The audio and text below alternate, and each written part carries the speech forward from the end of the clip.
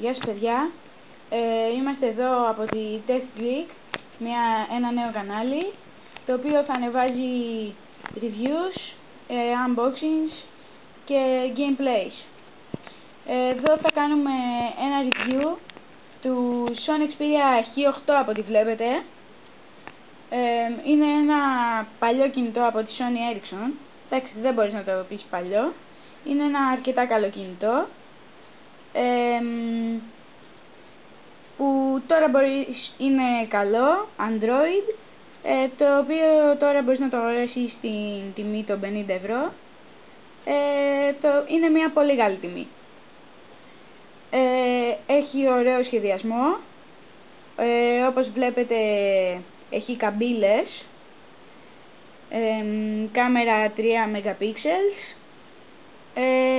και από ό,τι βλέπετε είναι σε 2 χρώματα. Επίσης διαθέτει Wi-Fi, Bluetooth και όλα τα υπόλοιπα. Το μενού είναι εδώ. Μπορείς να μπει σε διάφορες εφαρμογές. Έχει Market από ό,τι βλέπετε αντί για Play Store. Αυτό είναι ένα από τα κακά του.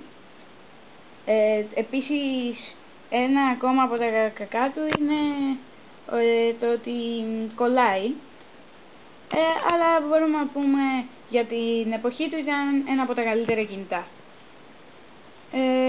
Αυτό ήταν το Sony Xperia, το Sony Ericsson H8 και εμείς εδώ από την Test Greek σας αποχαιρετούμε.